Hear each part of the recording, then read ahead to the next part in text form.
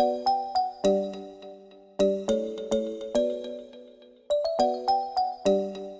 guys, good evening. Welcome back to my channel. And tonight's video guys ay tuturo ko sa inyo kung paano ako magpadala through Azimo. Before guys, nagpapadala kami ng pera through Western Union.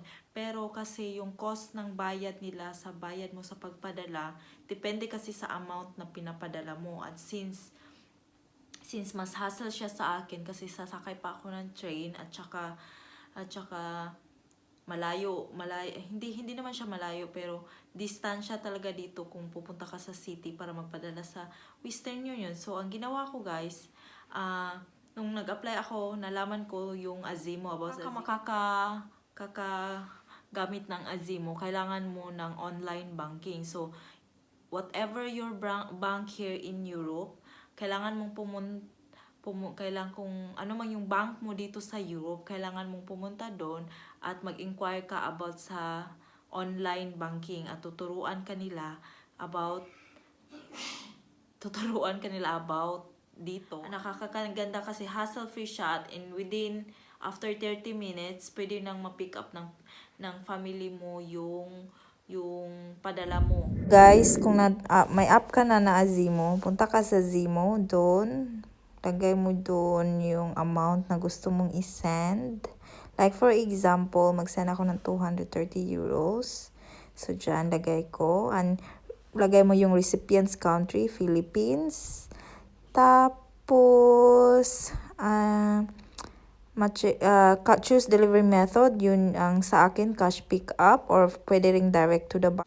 So, ayan guys, pag andyan na yung amount ng papadala mo, lagay mo yung recipients kung sino ang papadalhan mo. Tapos niyan, pag bago ka, may pa-free code sila, may 10 euros less ka or pag bago ka sa Azimo. And then, purpose of this transfer, nilalagay ko yung family support. And then, pagkatapos niyan, how would you like to pay?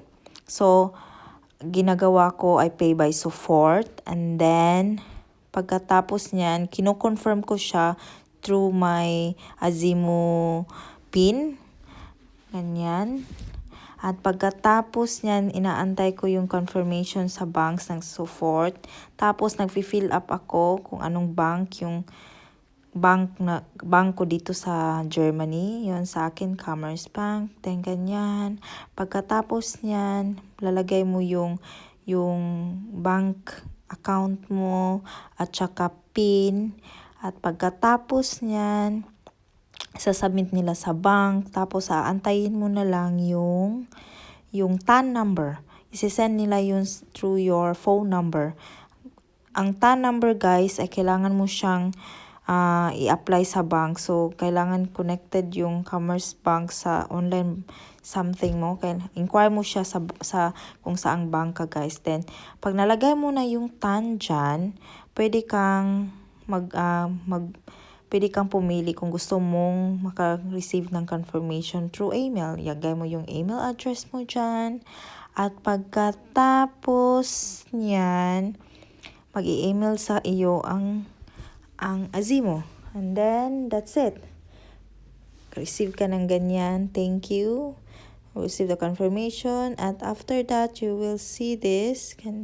Yan, payment accepted and transfer in progress. Tapos yan, ganyan guys. Tapos nandyan yung pick up reference number. For now, not yet available pa. So, ayun na guys. Yun yung kung mayroon kayong katanungan or if you have questions about how it works, you can comment down below guys and I will help you or I will answer your questions. So, thank you all for watching and I hope to see you on my next video and bye bye and good night guys.